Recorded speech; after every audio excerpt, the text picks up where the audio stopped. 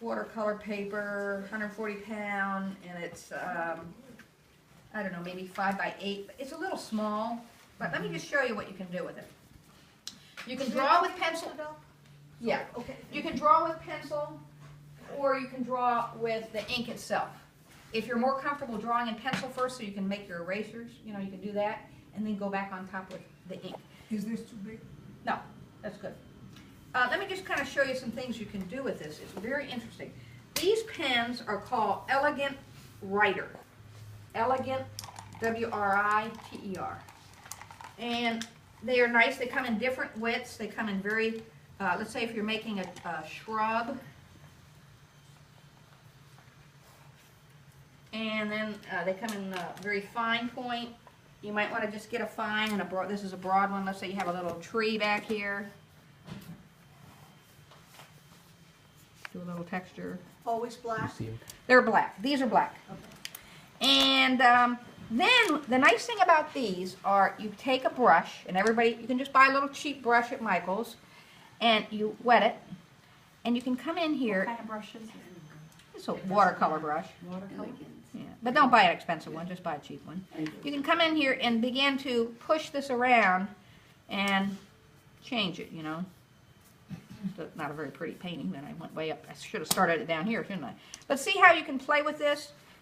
It's fun. They are fun to do, and we're going to talk about technique with those. I'm just going to show you real quickly. The other kind of ink that you can use, and you might want to try both. What size? I would say I would get a fine point and then maybe a medium one, which is, yeah, medium and fine. So I have a 2.0, maybe a 2.5. The broad one, I use the broad one there, and that's kind of dark. I don't know, I'd rather. What's the size of your pad? I got it at Plaza. They have them at Plaza. What's the size and brand of your pad? It's called Elegant Writer. No, pad? Oh. 5 by 8. Oh, this is too small. I'd get a bigger one. Get that size, like 9 by 12. Okay. And that way you can cut it in half if you decide. Yeah, whatever. The other kind of pen is a permanent pen. You don't do this. You can't move the ink around. Once you put the ink down, it's there. But the nice thing is this is a different color. This is called sepia, which is sort of a brown color. And you kind of go over your drawing. I mean, you can draw with it itself, or you can draw, I did pencil first, just so that this would go quickly, or you can draw freehand. But the nice thing about this is you can come in here and do shading by coming in here, making little fine lines like this, and maybe this is in shadow over here, so we make a little line like this. The brand? This brand is called Micron, M-I-C-R-O-N. And it is a permanent marker, so it won't fade on you. It's archival. And it makes for very pretty What's it called? pen and inks. Micron, M-I-C-R-O-N. Another brand is this one, Faber-Castell. That's another brand. Just make sure it's permanent.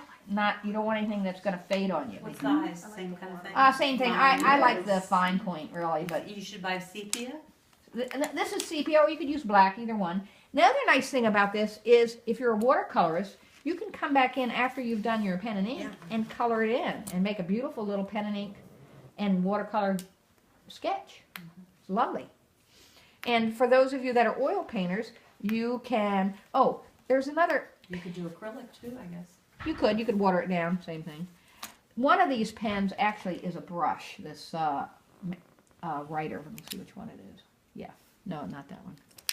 Oh, no, maybe it was this one. Hold on, let me just look. Yeah, is that it? No? These are the Micron, the Elegant? Maybe not. Maybe it's the other one. I guess it's this one. The Faber had one that's a brush. Maybe this is it. Okay, this is it. So, it's like a brush. It looks like a point, but What, they call it Faber? yeah, F-A-B-E-R. Like the Clemson? Yeah. But I think actually some of the other brands make these little. The main thing you want to make sure is that it's permanent, and it can either be black or sepia. Either one are pretty, and they make for a very nice. I mean, I haven't spent any time on it, but if I did, it would end up being a very pretty little sketch. And you could come in here again if you had the sepia. You could even come in with sort of little brown sepia paint and color this too with And watercolor. what Or do you you can color. frame those under glass? Yes, Is you that can what- frame them under glass, mat them and frame them, or they make nice shrink wraps if you enter shows and you need shrink wraps. It's also a nice little memento of where you've been. You know, sometimes there's this woman, Margita Haft, I think is her name. I don't know if any of you know her. Haft. She, everywhere she goes, she takes a sketchbook and she does these little pen and ink of where they were that day. And, you know, maybe she spends maybe a half hour on the drawing, and then she starts a painting and does a painting. But when she gets back to her room that night, she colors it in with watercolor, and they are exquisite. Have you ever seen her little sketchbook? I haven't seen her sketchbook, Oh, my God. but I've seen. And then other- she writes in the sketchbook of Yeah. where they were and what they did, and, you know. There's another gal, I forget her name, people don't remember, but she takes a piece of watercolor painting and she folds it in such a way that it's like a book. Yeah.